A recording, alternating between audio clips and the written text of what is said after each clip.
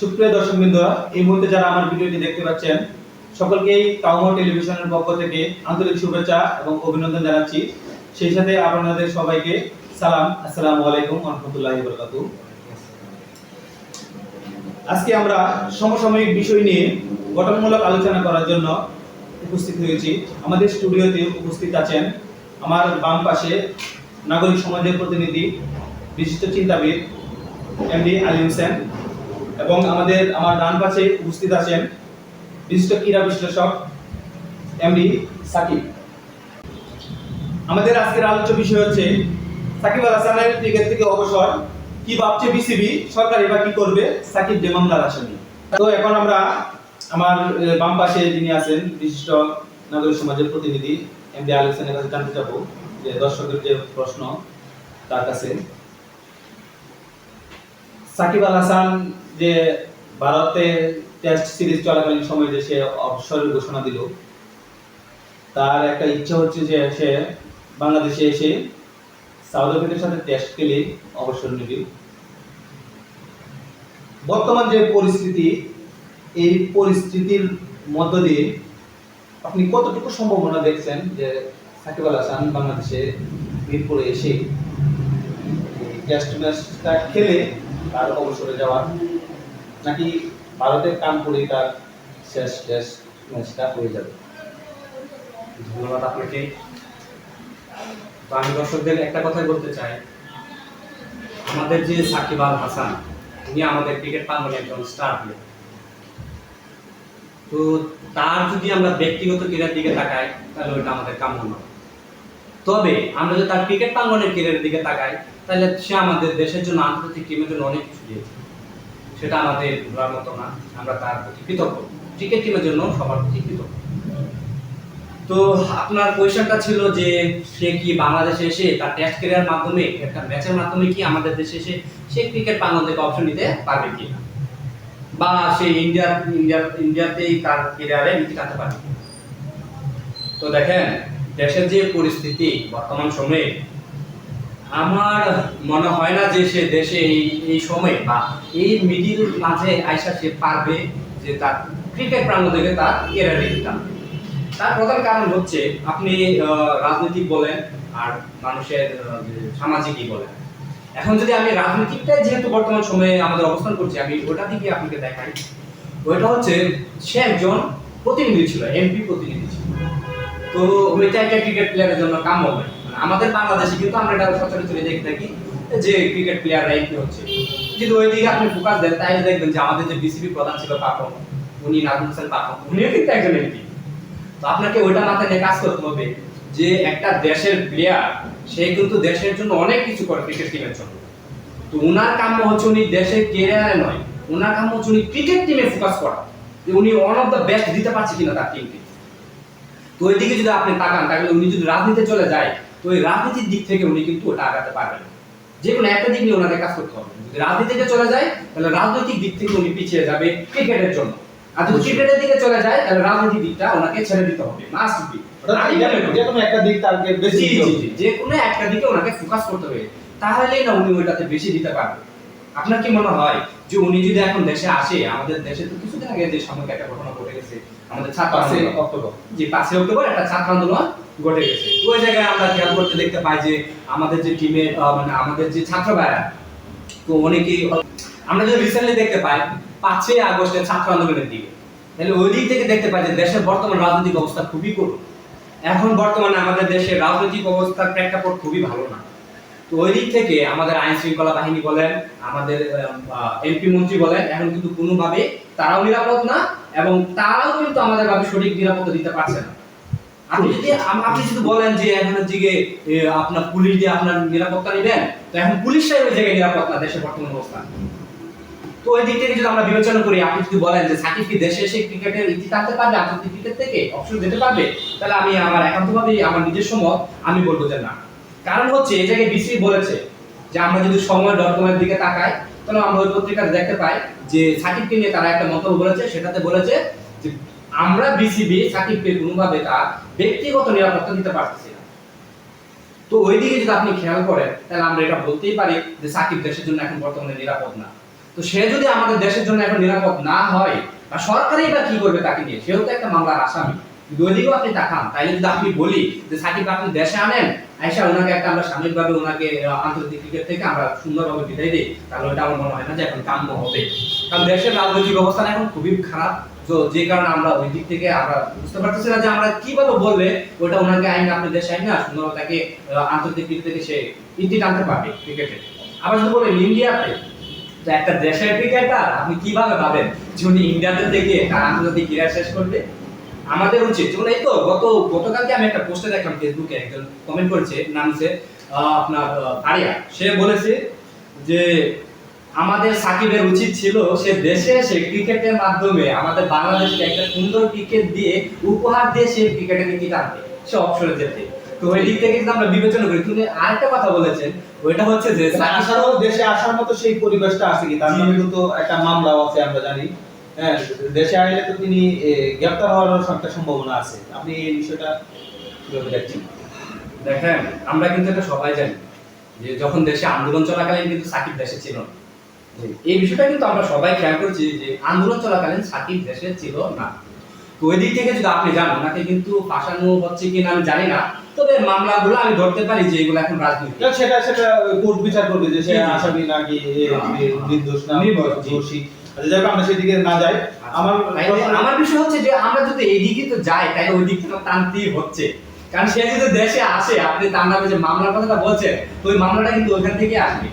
আপনি ওটা ফালা দিয়ে তো একবার যাইতে পারবেন না। সে দেশে আসলো, তাহলে আপনার যে মতামতটা সেটা হচ্ছে যে সাকিব আল হাসানের দেশে আসার কোনো সম্ভাবনা আপনি দেখছেন না, বা তাহলে বেসিক্যালি যে এরকম মানে নিরাপত্তা দিবে, এটা রাষ্ট্রীয় একটা ইস্যু জড়িত আছে, এটা সরকারি একটা আছে, যে সরকার বিচার বিবেচনা করে দেখবে। যাই হোক, আমরা বুঝতে পারছি বিষয়টা। আমরা এখন আমার ডান পাশে এমডি সাকিবের কাছে চলে যাব। সাকিব, আপনার কাছে আমার প্রশ্ন হচ্ছে, ব্যক্তি সাকিব এবং রাজনীতিবিদ সাকিব আল হাসান, এই দুইটার মধ্যে যে পার্থক্য, এটা আপনি কিভাবে দেখেন এই পার্থক্যটা? ধন্যবাদ আপনাকে। সর্বপ্রথমে আমি বলতে চাই একজন ব্যক্তি সাকিবকে নিয়ে তার কেরিয়ার সূচনা হয় খুব দুর্দান্ত এবং খুব জনপ্রিয়তার মাধ্যমে, এবং এখনো তিনি তার সেই জনপ্রিয়তা সেটাকে তিনি বিশ্বমঞ্চে খুব সমুন্নত করেছেন। এখন আমরা এরকম একজন ক্রিকেটারকে যদি আমরা বিশ্লেষণ করতে যাই, প্রথমে খেয়াল করবে তার জনপ্রিয়তা কোনো দিক দিয়ে তার কমতি ছিল না। খ্যাতি বলেন, অর্থনৈতিকভাবে বলেন, কোনো কিছু তার কমতি ছিল না। কিন্তু হঠাৎ কিছু একটা তার মধ্যে হয়তো পরিবর্তন লক্ষ্য করেছি যে সে রাজনীতির দিকে চলবে।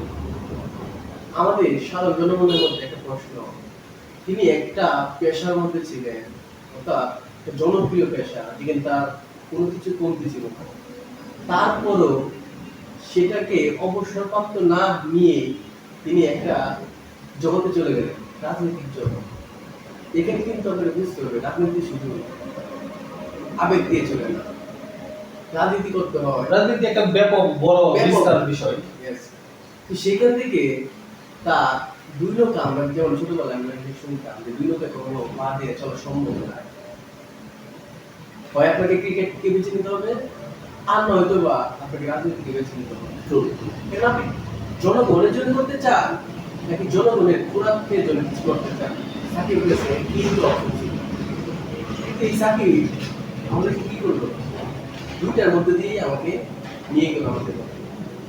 এখন আপনি যখন দেখবেন তার রাজনীতির যে প্রেক্ষাপটটা, তার দলের যে অবস্থানটা, সেটা বর্তমানে আমাদের দেশে খুবই করুণ, এবং তাদের এত নিকৃষ্ট পতন যেটা বিশ্বমঞ্চে আমরা এখন সবাই জানি, এবং তাদের যত ধরনের প্রিন্সিপাল সরকার যত সব কিছু মানুষ জানে, এবং এই সরকারকে যারা সাপোর্ট করেছে তারা অবশ্যই অপরাধী। অর্থাৎ স্বাভাবিকভাবে আপনি বলতেছেন যে স্বাভাবিকভাবেই এই অপরাধটা সাকিব আল হাসানের উপর আসা পরে অবশ্যই আসবে।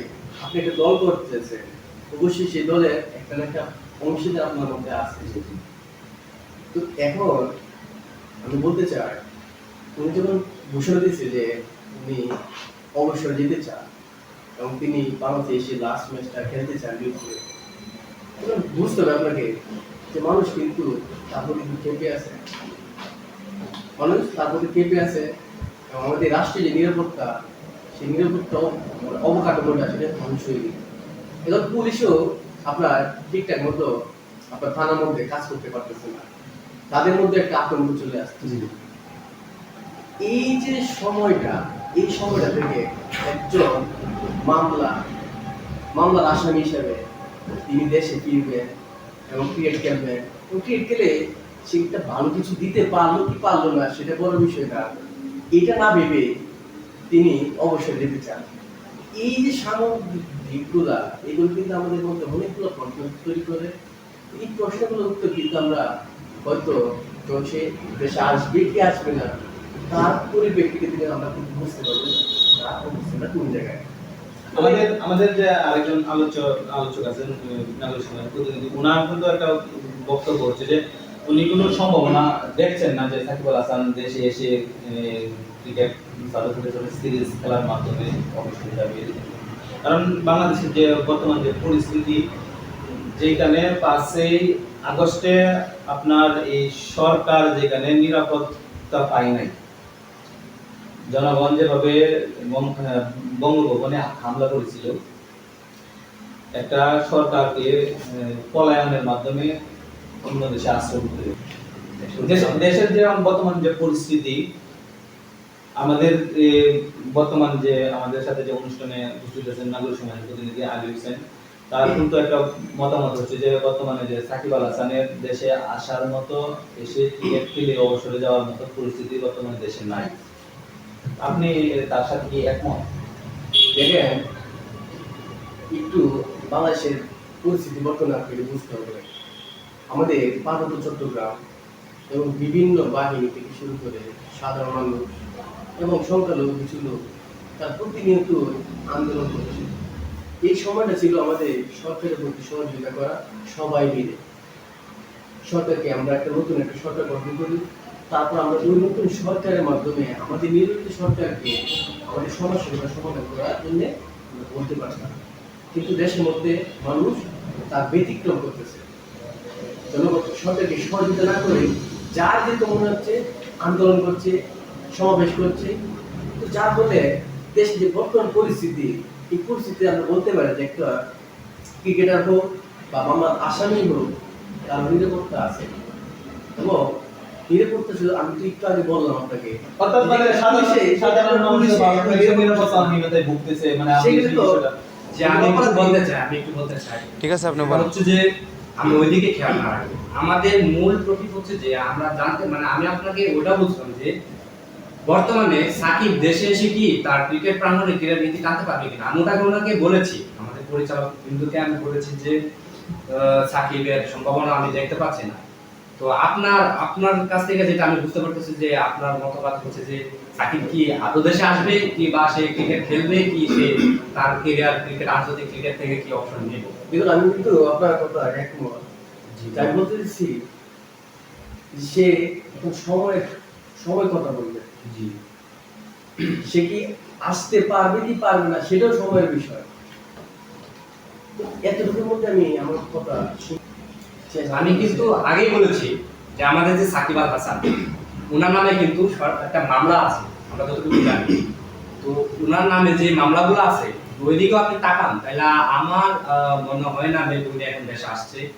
তো আপনি একটা কথা বলেছেন যে সময় সাপেক্ষে, ওটার সাথে আমি একমত। যদি সময় পরিস্থিতি এমন দাঁড়ায় সে দেশে আসতে পারবে, তাকে বিসিবি, সরকার, আইন শৃঙ্খলা বাহিনী তাকে একটু নিরাপত্তা দিতে পারে, আমার মতে তো আমাদের কোনো আফসোস নেই। সে দেশে আসুক, এসে সে একটা সুন্দরভাবে পরিপূর্ণভাবে ক্রিকেট থেকে অপশন নেয়। আমরা তো এটাই চাই, যেহেতু আমরা সাকিব ভক্ত, আমরাও সাকিবকে ভালোবাসি এবং তাকে আমরা চাই। তো সে যে এভাবে হঠাৎ করে ক্রিকেট থেকে বিদায় নিচ্ছে, ওটাও আমাদের জন্য কাম্য নয়। আমরা সাকিব আল হাসান ফ্যান হিসাবে আমরা এটা কখনোই আশা করিনি যে সে এভাবে ক্রিকেট থেকে বিদায় নিবে বা অবসর চলে যাবে। তো আমরা কিছু মানুষের আলোচনার মাধ্যমেই চলাফেরা করি। তো একটা বড় মানের যখন খ্যাতি সম্পন্ন লোক থাকে, তাদের সমালোচনাও যেমন হয়, তাদের কিনে আলোচনাটাও সেমনই হয়, তাদের সুনামও সেরকমই হয়। তো দেখা যাচ্ছে যে আমরা ইদানিং রিসেন্টলি ফেসবুকে অনেক কমেন্ট দেখতে পাচ্ছি, যেটা না বললে না হয়, যেহেতু এটা একটা সামাজিক প্ল্যাটফর্ম ফেসবুক, তো এখানে অনেকে অনেক ধরনের কথা বলে, মন্তব্য করে। তো এখানে কিন্তু আমি একটা বিষয় খেয়াল করেছি, নাতালিয়া নামে একজন লিখেছে যে সাকিব দেশে এসে তার ক্রিকেট ক্রীড়া থেকে অবসর নেবে, ওইটা কি তার জন্য আশা ছিল না, এবং সে তো চাচ্ছে তার ক্ষমতার প্রভাব খাটিয়ে রাখতে। এখন ওই দিক থেকে যদি আমি বলি যে সাকিব আল হাসান যদি ক্ষমতার জুড়ি দেখাইতো, তাহলে তো সে একজন এমপি ছিল, তখন যখন আন্দোলন চলছিল ছাত্রদের, তখন সে দেশে ছিল না। তো তারও তো একজন ক্ষমতাবান ব্যক্তি, সে একজন এমপি, দেশে একজন সংসদ নেত্রী, সংসদ নেতা। তো ওই দিক থেকে সে এসে দেশে লিড করে নাই, কোনো কিছু করে নাই, কোনো বিভিন্ন কথা বলে নাই, না পক্ষে বলেছে না বিপক্ষে বলেছে, আপনারাও জানেন। তো ওই দিক থেকে যদি বলেন তাহলে সাকিব, তো আমি দেখি না যে সাকিব রাজনীতি বিষয়ে কোনো কথা বলতে চাবে। তো তারও কি উচিত ছিল, সে কথা বলবে কিনা সেটাও আমি জানি না। তবে আমার ব্যক্তিগতভাবে আমি একটা কথা বলতে চাই, সে যেহেতু একজন ক্রিকেট ভক্ত, সে যদিও এমপি না হতো, তার কাছেও কিন্তু আমাদের একটা আশা ছিল যে ছাত্রদের হয়ে সে এক দুইটা কথা বললো। কিন্তু যেহেতু সেটা আমরা সাধারণ জনগণ পাই নাই বা ছাত্ররা পায় নাই, তো ছাত্র এবং সাধারণ জনগণের মাঝে কিন্তু একটা খুব আছে এবং থাকবে।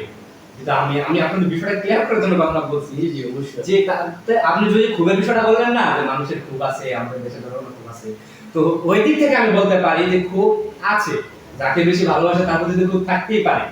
তো দেখা যাচ্ছে যে সাকিবের ভক্ত কিন্তু ভুল, বাংলাদেশকে বিশ্বমঞ্চে তুলে ধরার একজনই নায়ক হচ্ছে সাকিব আল হাসান। তো আমরা তো বিষয়গুলো অনেক দূর নিয়ে গিয়েছি, তো আমি এত দূর যেতে চাই না। আমার একটাই কথা, যে আমিও চাই সাকিব দেশে আসুক, এসে তার ক্রিকেট থেকে, আন্তর্জাতিক ক্রিকেট থেকে তার ক্রিকেটের অংশটা নিক, এবং তাকে আমরা সম্মানের সহিত ক্রিকেট থেকে বিদায় দিতে চাই। এখন সেই জন্য আমাদের কিছু সময়ের অপেক্ষা, আমরা একটু নজর রাখি, দেখি সময় কি নির্ধারণ করে। আমি আর কিছু বলতে চাই না। ধন্যবাদ। ধন্যবাদ নাগরিক সমাজের প্রতিনিধি এমডি আলী হোসেনকে, সে অত্যন্ত সুন্দর কথা বলেছে। সুপ্রিয় দর্শকবৃন্দ, এতক্ষণ আপনারা আমাদের সাথে থাকার জন্য আপনাদেরকে অসংখ্য ধন্যবাদ এবং কৃতজ্ঞতা প্রকাশ করছি। আপনাদের কাছে একটা প্রশ্ন রেখে আমি আজকের অনুষ্ঠান এখানে সমাপ্ত করব। আপনাদের কাছে আমার একটা প্রশ্ন হচ্ছে, সাকিব আল হাসান কি দেশে এসে ক্রিকেট ক্যারিয়ার শেষ করতে পারবে নাকি? এই প্রশ্নটা আপনাদের কাছে রইল। আপনারা আপনাদের মূল্যবান মতামত কমেন্ট বক্সে লিখে পাঠাবেন। সে পর্যন্ত ভালো থাকেন, সুস্থ থাকেন। সবাইকে আসসালামু আলাইকুম।